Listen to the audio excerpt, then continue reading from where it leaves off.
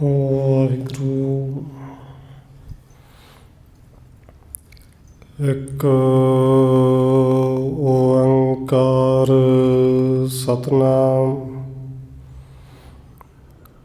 ਕਰਤਾ ਪੁਰਖ ਨਿਰਭਉ ਨਿਰਵੈਰ ਅਕਾਲ ਮੂਰਤ ਅਜੂਨੀ ਸੈਭੰ ਗੁਰ ਪ੍ਰਸਾਦ। ਜਿਤਾ ਜੀਉ ਪਿੰਡ ਸਭ ਤੇਰਾ, ਤੂੰ ਅੰਤਰਜਾਮੀ ਪੁਰਖ ਭਗਵਾਨ। ਦਾਸਣ ਦਾਸ ਕਹਿ ਜਨ ਨਾਨਕ, ਜਿਹਾ ਤੂੰ ਕਰਾਹੇ ਤਿਹਾ ਕਰੀ ਵਖਿਆਣ। ਗੁਰ ਨਾਨਕ ਪਦ ਪੰਕਜ ਬੰਦਨ, ਪਦ ਪੰਕਜ ਬੰਦਨ। ਸਿਮਰੋ ਅੰਗਦ ਦੁਖ ਨਿਕੰਦਨ, ਗੁਰ ਅਮਰਦਾਸ ਹਿਰਦੈ ਨਿਤ ਧਿਆਨ। ਹਿਰਦੈ ਨਿਤ ਧਿਆਨ। ਗੁਰ ਰਾਮਦਾਸ ਗੁਣ ਗਾਉ, ਗੁਰ ਅਰਜਨ ਬਿਘਨ ਨ ਕੇ ਨਾਸਕ। ਬਿਘਨ ਨ ਕੇ ਨਾਸਕ। ਗੁਰ ਹਰਗੋਬਿੰਦ ਸ਼ੁਭ ਸੁਮਤਿ ਪ੍ਰਕਾਸ਼ਕ। ਸ਼੍ਰੀ ਹਰਿ ਰਾਇ ਨਮੋ ਕਰ ਜੋਰੀ, ਨਮੋ ਕਰ ਜੋਰੀ। ਸ਼੍ਰੀ ਹਰਿ ਕ੍ਰਿਸ਼ਨ ਮਨਾਉ ਬਾਉਰੀ। ਗੁਰੂ ਤੇਗ ਬਹਾਦਰ ਪਰਮ ਕਿਰਪਾਲਾ ਜੀ, ਪਰਮ ਕਿਰਪਾਲਾ। ਗੁਰੂ ਗੋਬਿੰਦ ਸਿੰਘ ਬਿਸਾਲਾ, ਤਰਹੁ ਤਾਰਾ ਪਾਰ ਪੁਨ ਪੁਨ ਸੀਸਾ ਜੀ, ਪੁਨ ਪੁਨ ਸੀਸਾ। ਬੰਦੋ ਬਾਰ ਬਾਰ ਜਗਦੀਸ਼ਾ, ਤਰਹੁ ਤਾਰਾ ਪਾਰ ਪੁਨ ਪੁਨ ਸੀਸਾ ਜੀ, ਪੁਨ ਪੁਨ ਸੀਸਾ। ਬੰਦੋ ਬਾਰ ਬਾਰ ਜਗਦੀਸ਼ਾ।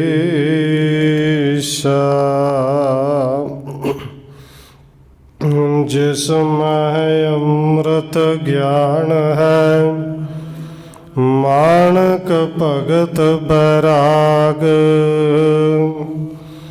ਸ਼੍ਰੀ ਗੁਰੂ ਗ੍ਰੰਥ ਸਾਹਿਬ ਉਤਦ, ਬੰਦੋ ਕਰ ਅਨੁਰਾਗ।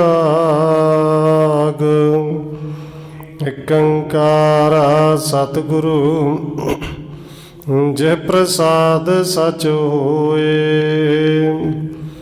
ਵਾਹਿਗੁਰੂ ਜੀ ਕੀ ਫਤਿਹ ਹੈ। ਬਿਘਨ ਬਿਨਾਸਨ ਸੋਏ। ਇਕ ਓੰਕਾਰਾ ਸਤਿਗੁਰੂ ਜਿਹ ਪ੍ਰਸਾਦ ਸਚ ਹੋਏ। ਵਾਹਿਗੁਰੂ ਜੀ ਕੀ ਫਤਿਹ ਹੈ। ਵਿਘਨ ਵਿਨਾਸ਼ਣ ਸੋਏ। ਵਾਹਿਗੁਰੂ ਜੀ ਤੁਰ ਕੇਸ਼ਰ ਟਿਗਹਿ ਤੋ ਸਹੀ। ਲਰਣ ਅਰੂੜਣ ਜਾਣੇ ਨਹੀਂ। ਸ੍ਰੀ ਸਤਿਗੁਰ ਕੋ ਢੀਲ ਬਡੋਰੋ। ਹੋਏ ਅਰੂੜਨ ਸਭੈ ਕਨੇਰੋ।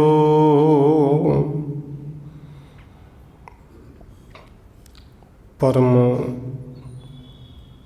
ਸਨਮਾਨਯੋਗ ਸਤਿਗੁਰੂ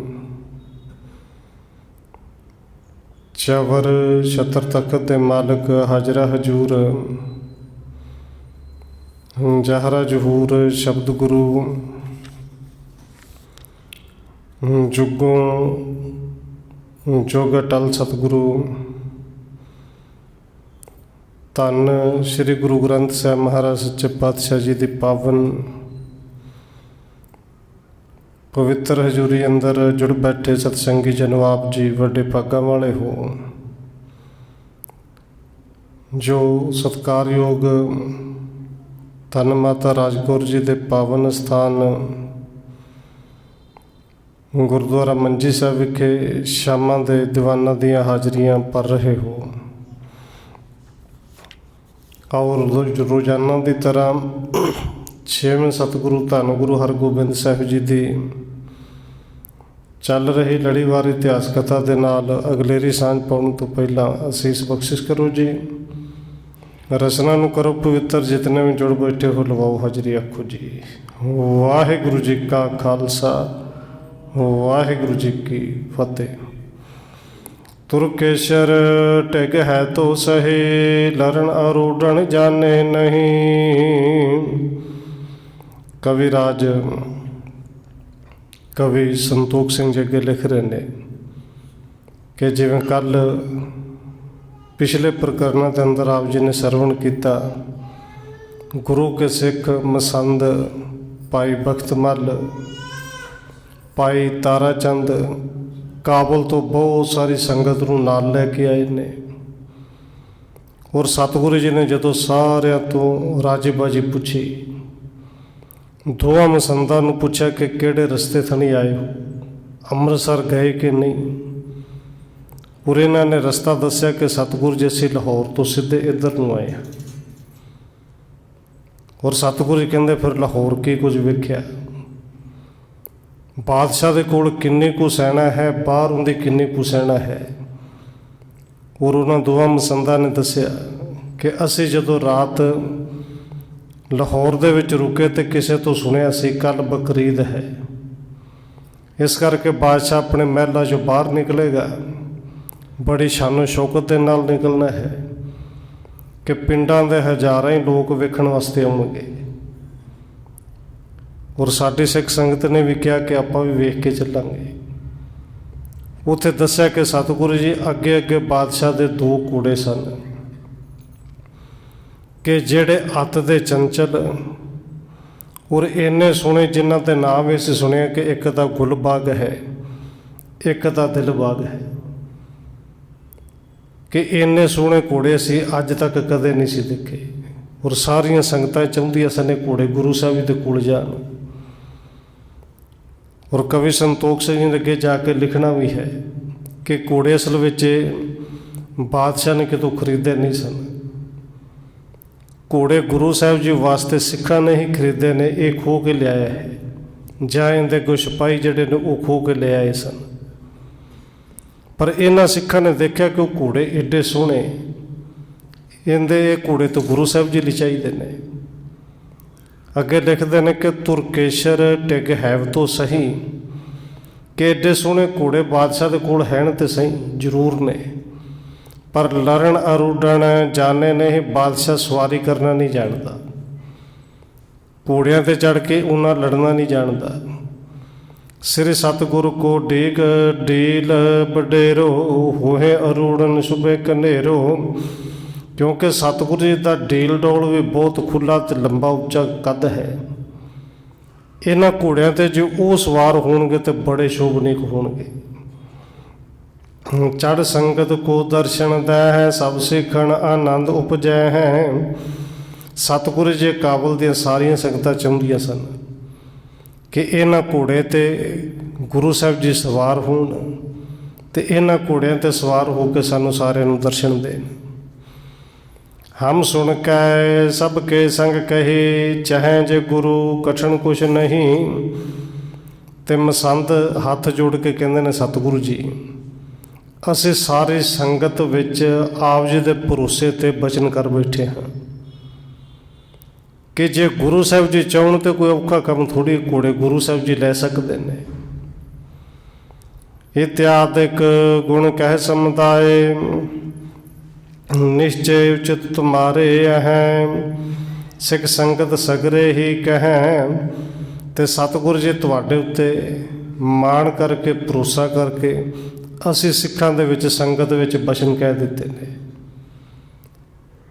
सानू ओट आसरा तुहाडा ही है, सारी संगत नूं तुहाडे ते भरोसा है। ते किरपा करो वो घोड़े ते आप जी वास्ते ही ने, किसी ढंग नाल आप जी मंगवाओ।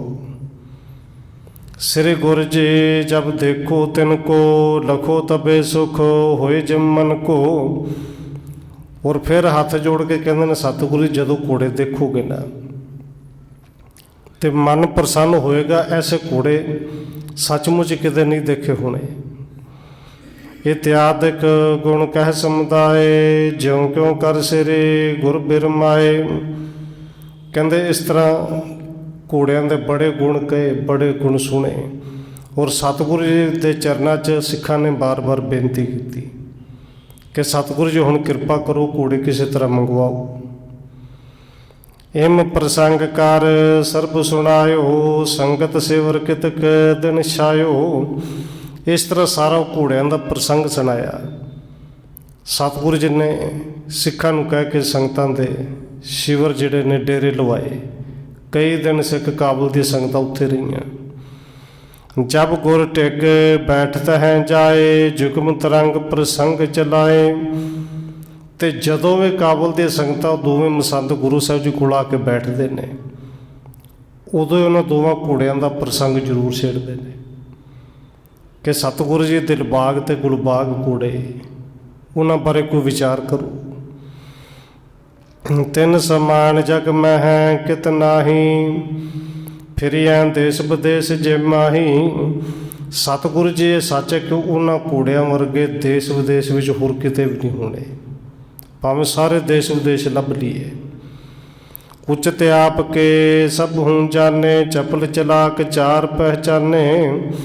सतगुरु जी सारी संगत ने आप जी के लायक जाने ने कि घोड़े आप जी कोल ही आने चाहिए ने। बड़े चपल ने, चंचल ने, बड़े चलाक ने।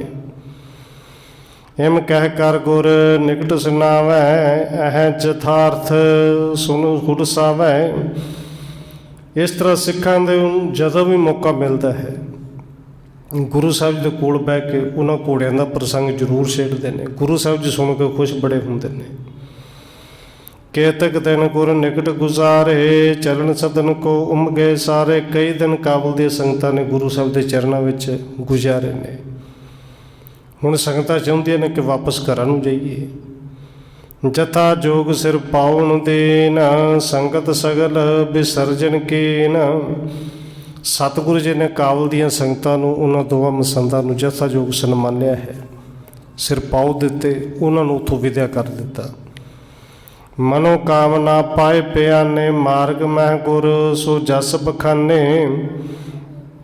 मनोकामना पूरियां करके राह ते चल पे। राह दे विच सारे राह घोड़ियां दा ते गुरु साहब का प्रसंग आपस में सिख जिहड़े ने कहंदे सुनते जाते ने।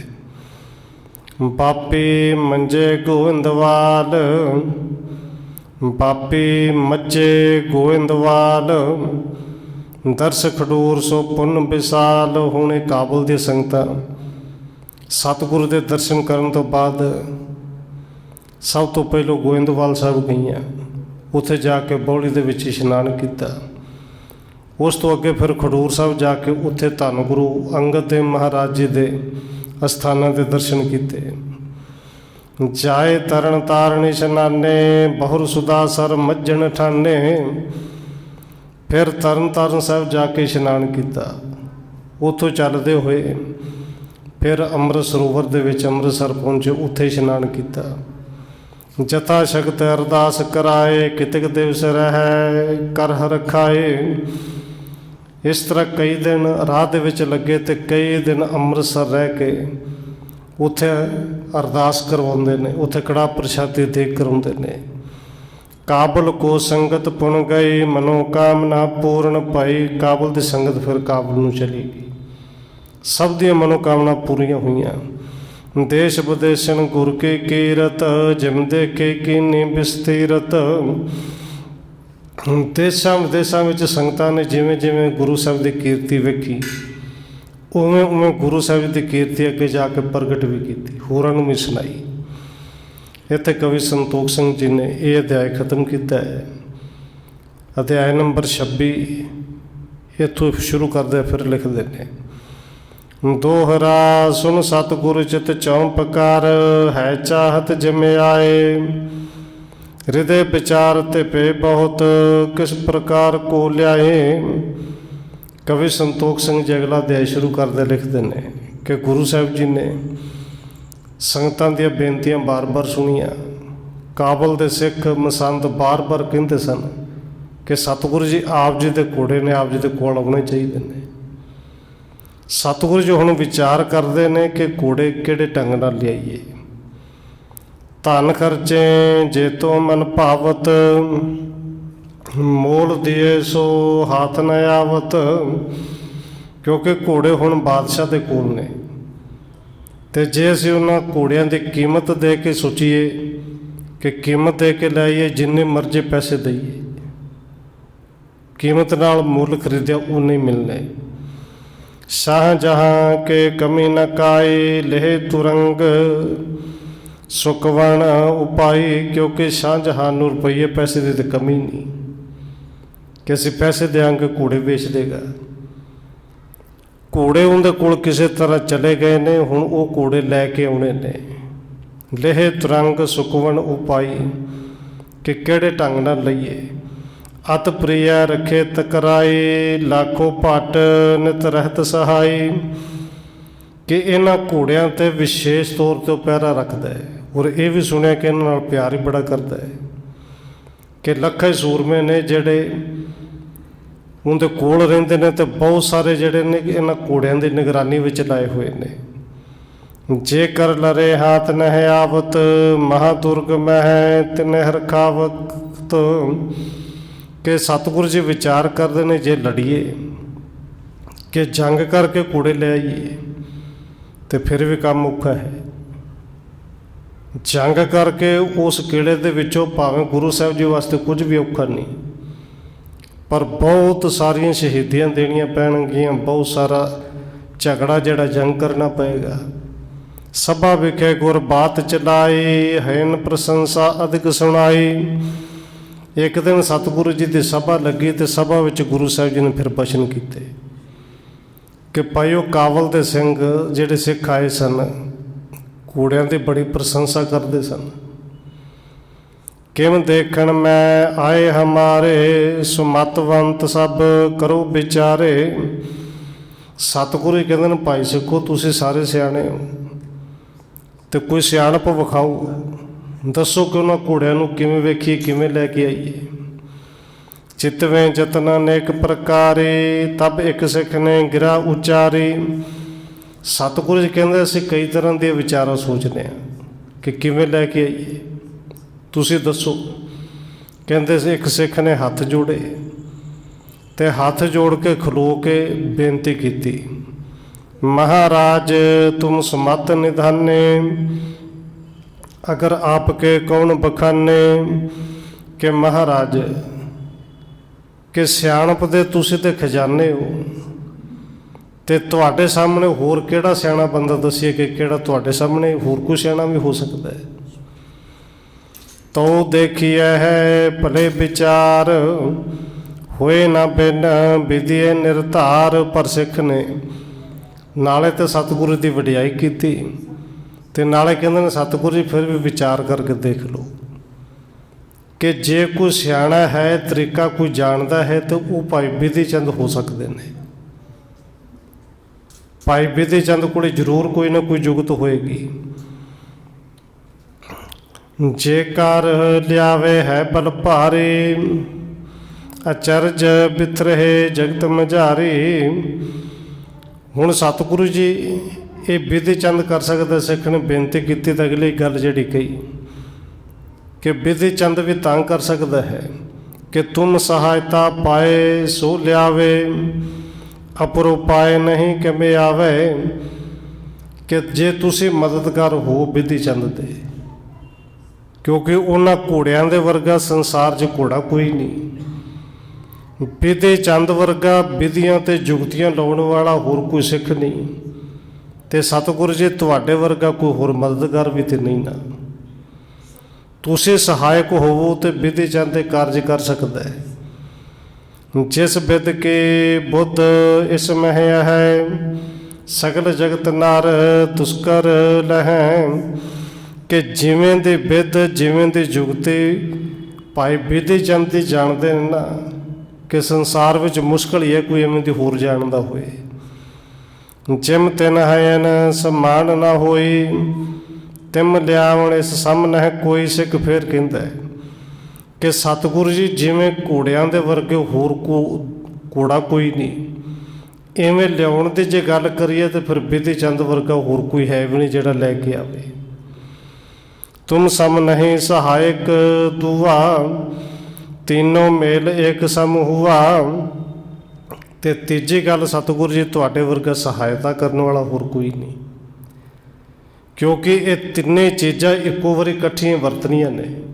ਤੁਸੀਂ ਮਦਦਗਾਰ ਹੋਵੋਗੇ, ਬਿਧੀ ਚੰਦ ਜ਼ਰੂਰ ਲੈ ਕੇ ਆਵੇਗਾ ਤੇ ਉਹ ਘੋੜੇ ਜਿਹੜੇ ਹੋਰ ਕਿਤੇ ਹੈ ਵੀ ਨਹੀਂ, ਮਿਲ ਵੀ ਨਹੀਂ ਸਕਦੇ। ਸੁਣ ਗੁਰ ਬਿਧੀਏ ਔਰ ਨਿਹਾਰਾ, ਹੈ ਗੁਣ ਸੁਣ ਮਨ ਹਰਿਓ ਹਮਾਰਾ। ਇਹ ਸੁਣ ਕੇ ਸਤਿਗੁਰੂ ਜੀ ਨੇ ਬਿਧੀ ਚੰਦ ਵੱਲੇ ਦੇਖਿਆ ਤੇ ਬਿਧੀ ਚੰਦ ਘੋੜਿਆਂ ਦੇ ਗੁਣ ਸਾਡਾ ਜਿਹੜਾ ਨਾ ਉਹ ਮਨ ਜਿੱਤ ਲਿਆ ਹੈ। ਜੇ ਕਰ ਲਿਆਵੇ ਹੈ ਬਲ ਭਾਰੀ, ਅਚਰਜ ਬਿਥਰੇ ਜਗਤ ਮਝਾਰੀ। ਜੇ ਇਹ ਘੋੜੇ ਬਿਧੀ ਚੰਦ ਤੂੰ ਲੈ ਕੇ ਆਵੇ ਨਾ, ਸੰਸਾਰ ਦੇ ਵਿੱਚ ਲੋਕ ਹੈਰਾਨ ਰਹਿ ਜਾਣਗੇ। ਇਹ ਅਚਰਜਤਾ ਤੇਰੀ ਜਿਹੜੀ ਹੈਰਾਨੀ ਕਰਨ ਵਾਲੀ ਸਾਰੇ ਸੰਸਾਰ 'ਚ ਫੈਲੇਗੀ। ਜਿਉਂ ਕਿਉਂ ਕਰੋ ਦਿਖਾਵਣ ਸੋਏ, ਤੂੰ ਸਮਾਨ ਦੂਸਰ ਨਹਿ ਕੋਈ। ਹੁਣ ਸਤਿਗੁਰੂ ਜੀ ਵੀ ਕਹਿੰਦੇ ਨੇ ਕਿ ਭਾਈ ਬਿਧੀ ਚੰਦ ਸਿੱਖ ਨੇ ਕਿਹਾ ਤਾਂ ਠੀਕ ਹੈ, ਤੇਰੇ ਵਰਗਾ ਦੂਜਾ ਕੋਈ ਨਹੀਂ। ਫਿਰ ਜਿਵੇਂ ਕਿਵੇਂ ਕਰਕੇ ਲਿਆ ਵਿਖਾ, ਦਰਸ਼ਨ ਕਰਾ ਘੋੜਿਆਂ ਦੇ। ਇਹ ਕਾਰਜ ਤੁਝ ਤੇ ਬਣਿਆ ਵੈ, ਬਿਧੀ ਚੰਦ ਕਰ ਜੋਰ ਅਲਾਵੈ। ਸਤਿਗੁਰੂ ਜੀ ਨੇ ਜਦੋਂ ਕਿਹਾ ਨਾ ਭਾਈ ਬਿਧੀ ਚੰਦ ਇਹ ਕਾਰਜ ਤੂੰ ਹੀ ਕਰ ਸਕਣਾ, ਇਹ ਹੋਣਾ ਹੀ ਤੇਰੇ ਤੋਂ ਹੈ। ਤੇ ਭਾਈ ਬਿਧੀ ਚੰਦ ਨੇ ਹੱਥ ਜੋੜੇ, ਹੱਥ ਜੋੜ ਕੇ ਬੇਨਤੀ ਕੀਤੀ, ਕਾਰਜ ਕਠਨ ਜਥਾ ਤੁਮ ਜਾਨੋ, ਸਿੱਧ ਹੋਏ ਰਾਵਰ ਤੇ ਸਭ ਮਾਨੋ। ਹੁਣ ਬਿਧੀ ਚੰਦ ਨੇ ਫਿਰ ਕਿਹਾ ਸਤਿਗੁਰੂ ਜੀ ਕਾਰਜ ਬੜਾ ਔਖਾ ਹੈ, ਇਹ ਤੁਸੀਂ ਜਾਣਦੇ ਹੋ, ਪਰ ਸਿੱਧ ਹੋਏ ਰਾਵਰ ਤੇ ਸਭ ਮਾਨੋ। ਇਹ ਅਸੀਂ ਸਾਰੇ ਇਹ ਵੀ ਮੰਨਦੇ ਹਾਂ ਕਿ ਭਾਵੇਂ ਕਿੰਨਾ ਵੀ ਔਖਾ ਕਾਰਜ ਹੋਵੇ, ਸਤਿਗੁਰੂ ਜੀ ਤੁਹਾਡੇ ਵਾਸਤੇ ਤਾਂ ਔਖਾ ਕੋਈ ਨਹੀਂ ਨਾ, ਕੋਈ ਕਠਨ ਨਹੀਂ। ਮੈਂ ਤੋ ਬਨ ਹੋ ਇੱਕ ਬਹਾਨਾ, ਕਰੋ ਕਾਜ ਤੁਮ ਆਪ ਸੁਜਾਨਾ। ਹੁਣ ਭਾਈ ਬਿਧੀ ਚੰਦ ਦਾ ਭਰੋਸਾ ਦੇਖੋ ਕਿ ਜਿੱਥੇ ਲੱਖਾਂ ਦੀ ਫੌਜ ਹੈ, ਕਿਲੇ ਦੇ ਵਿੱਚ ਸਖਤ ਪਹਿਰਾ ਹੈ, ਉੱਥੋਂ ਘੋੜੇ ਲਿਆਉਣੇ ਨੇ ਕਿ ਗੇਟ ਅੱਗੇ ਵੀ ਬਰਸੇ ਵਾਲੇ ਖੜੇ ਹੁੰਦੇ ਨੇ। ਪਰ ਭਾਈ ਬਿਧੀ ਚੰਦ ਬਿਲਕੁਲ ਨਹੀਂ ਘਬਰਾਏ। ਇਹ ਨਹੀਂ ਕਿਹਾ ਕਿ ਮੈਂ ਨਹੀਂ ਜਾਣਾ, ਬਹਾਨਾ ਨਹੀਂ ਲਾਇਆ, ਸਗੋਂ ਕਹਿੰਦਾ ਸਤਿਗੁਰੂ ਜੀ ਮੈਂ ਤਾਂ ਇੱਕ ਬਹਾਨਾ ਹੀ ਬਣਨਾ ਹੈ, ਕਾਰਜ ਤਾਂ ਤੁਹਾਡਾ ਹੈ ਤੇ ਤੁਸੀਂ ਆਪ ਹੀ ਕਰਨਾ, ਆਪ ਹੀ ਤੁਸੀਂ ਸੁਜਾਣੇ ਹੋ, ਸੁਜਾਨ ਹੋ, ਸਿਆਣੇ ਹੋ। ਸੁਣ ਪ੍ਰਸੰਨ ਸ੍ਰੀ ਗੁਰੂ ਹੋਏ, ਵਿਦਿਆ ਤੁਮ ਆਨੰਦ ਨਾ ਕੋਏ। ਸਤਿਗੁਰੂ ਜੀ ਸੁਣ ਕੇ ਬੜੇ ਪ੍ਰਸੰਨ ਹੋਏ ਤੇ ਕਹਿੰਦੇ ਨੇ ਬਿਧੀ ਚੰਦ ये सच है कि तेरे वर्गा दूजा होर कोई नहीं। हनुमान बड़ सुमत प्रवीणा, जाए तहाँ सब कारज कीना। हुण इत्थे कवि संतोख सिंह जी ने उदाहरण दिती कि गुरु साहब जी कहते ने, रामचंद जिम लंक पठावन, सब कप मैं खोजो मन भावन। कि जिमें रामचंद्र जी ने सारे बांदरां विचों श्रेष्ठ चुन के हनुमान नूं भेजिया सी ना, कि लंका दे विच जाके श्री सीता जी का पता करके आओ। हनुमान बड़ सुमत प्रवीणा, जाए तहाँ सब कारज कीना। ते हनुमान भी बड़ा सियाणा सी, खोज की और खोज करके कारज पूरा भी किया। तस्कर सम सब लोक निहारी, पिख सीता अत राखश भारी। उत्थे उदाहरण दिते कि देखो वो कारज जिहड़ा हनुमान ने किया, ते भाई बिधि चंद साडा हनुमान तू ही है, ये कारज तू ही कर सकना है। श्री गुर तुम सहाय जे पाऊँ, कहाँ शाहू वस रब के लियाऊँ। ये सुन के भाई बिधि चंद ने गुरु साहब के चरण फड़े, हथ जोड़े, कहते सतगुरु जी जे तुसी मददगार हो ना, फिर बादशाह शाहजहां दे कोलों घोड़े ते की, जे तुसी मददगार हो तो मैं सूरज दे घोड़े हो ना वो भी जाके खोल लियावां। ये बादशाह ते की चीज़ है, जे सूरज के जुड़े हुए रथ के अगे घोड़े भी खोल के लियाने पैन ना, मैं वो भी लै आवां, पर जे तुसी मददगार हो। सुने बरन ढिग सुंदर कोहरे, तह ते लियाए सको तुम जोरे। सतगुरु जी तुसी कृपा करो तो मैं घोड़े कि सूरज ते की चंद्रमा जा किते होर भी होण ते उत्थों भी लैके आ सकना। रावर के सहायता पाए, को अस काज जे ना बने जाए। सतगुरु जी तुहाडे वर्गा मददगार होवे ते तुहाडी सहायता लैके दुनिया में ऐसा कोई कारज ही नहीं जिहड़ा नहीं हो सकता। सुन विदिए ते भय प्रसन्न, हनुमत सम तुम को नह अन्न। ये सुन के सतगुरु जी प्रसन्न हुए। फिर कहते ने, हनुमत सम तुम, कि तू साडे वर्गे हनुमान वर्गे है, तेरे वर्गा दूजा कोई भी नहीं। कले काल को जैसो समय, तैसो करण बनत है तुम्हें। कि इस तरह कलयुग का जिवें समय है, तो उस तरह ही एक कारज पाई विधि चंद तू ही कर सकना है।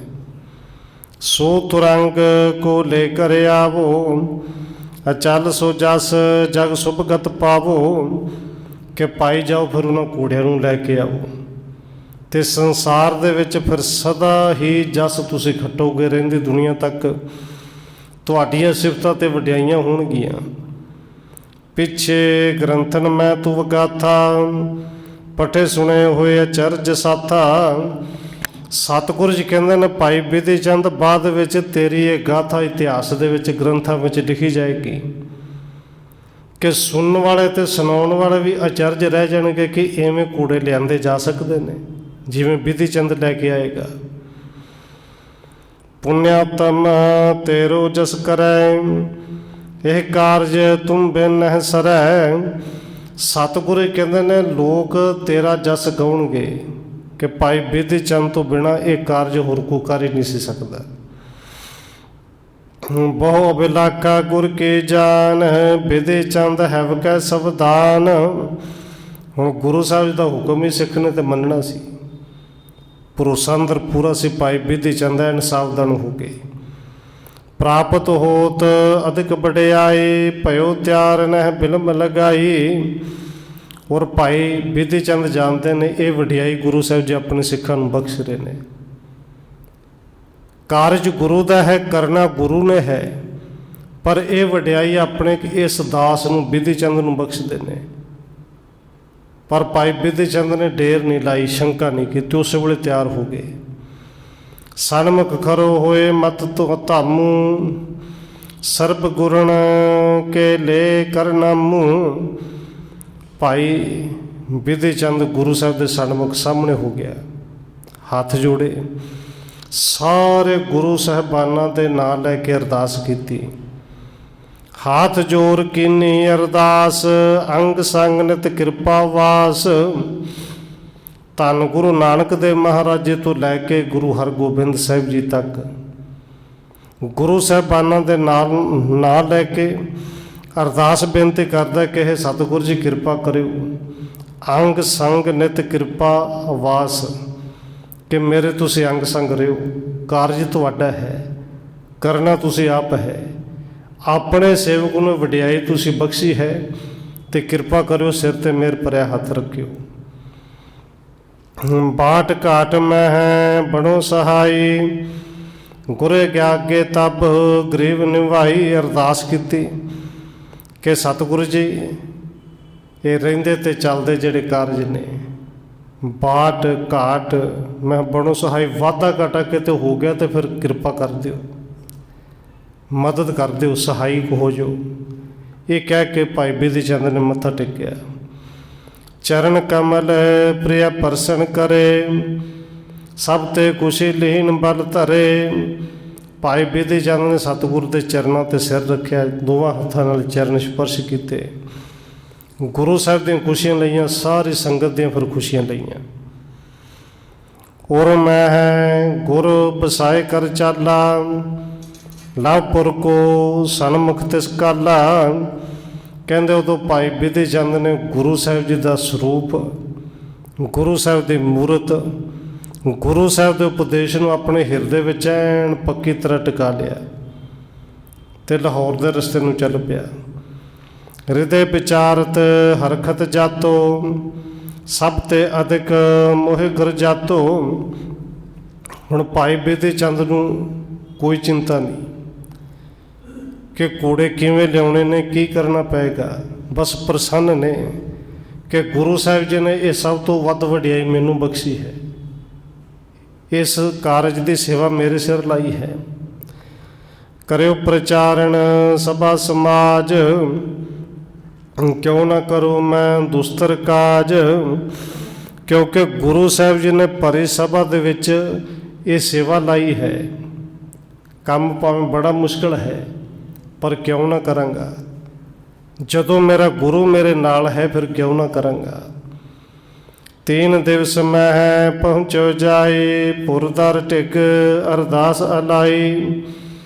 3 दिनों दे विच भाई बिधि चंद लाहौर पहुँचा ते लाहौर नगर के दरवाजे ते पहुँच के ना उत्थे अरदास की कि ये लाहौर सतगुरु जी के कारज वास्ते आया, गुरु साहब के घोड़ियां वास्ते आया, सतगुरु जी हुण कृपा करियो। सर्ब गुरन को बंधन करे, तत्शन कियो प्रवेशन पूरे। जिहड़ा लाहौर का वड्डा दरवाजा जिथों लाहौर शहर दे विच प्रवेश करना, कहंदे सारे गुरु साहिबानां दे नाम लैके अरदास बेनती की, उत्थे मत्था टेकिया तो फिर लाहौर दे विच प्रवेश किया। कितक विचारण अनक उपाए, किम तरंग टिग पहुँचो जाए। हुण भाई बिधि चंद जदों लाहौर पहुँचे ना फिर विचारा शुरू कीतियां कि घोड़े दे कोल पहुँचा किवें, सब तो पहलों घोड़े नूं वेखा किवें, उन्हां घोड़ियां दे कोल जावां किवें। दियो जाए न है सन कदाई, गाढ़े कद रहत चुकसाई।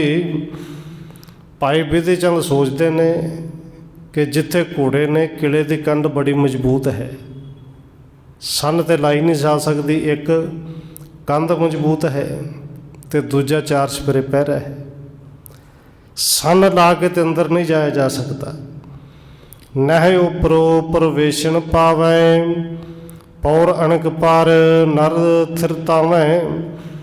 तो दूजा जिहड़ा किले का गेट है, इत्थे बरछे वाले बंदूकों वाले पहरेदार हर वेले ने, सवेरे भी शामी भी रात भी। उपरा बंदा इन्हां दी इजाजत तो बिना अंदर जा ही नहीं सकता। तो किले दे विच हुण जावां किवें?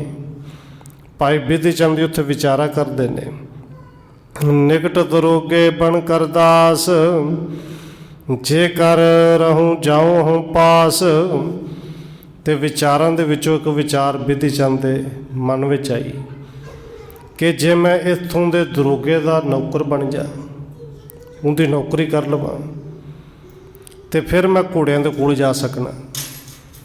सो नह राखे बिना चिनारी, बिना रहे हुए काज न भारी।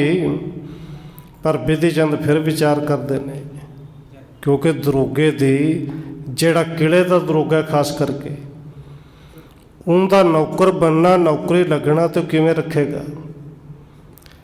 जान पछाण तो बिना, बिना चिनारी, जान पछाण तो बिना मैनू रखेगा किवें।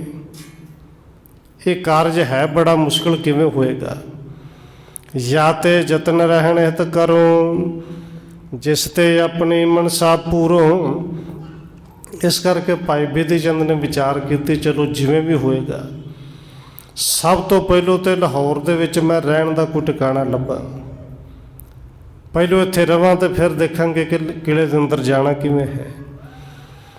एव विचारत पुरी प्रवेशा, कहते ये विचारा करते हुए भाई बिधि चंद जिहड़ा लाहौर दे विच प्रवेश कर गया है। हुण भाई बिधि चंद ने कित्थे रहना है, किले दे विच किवें जाना है, तो फिर उन्हां घोड़ियां नूं गुरु साहिब जी कोल किवें पहुँचाउणा है। ये सारा रहिंदा प्रसंग आप अगे अगले दीवाना च विचारांगे। समय के मुताबिक इतनी बेनती प्रवान करनी है जी। हुईयां भुल्लां दी खिमा। आओ एक दो बारी रसना दे नाल हाजरी लवाइए जी, फिर समाप्ति है।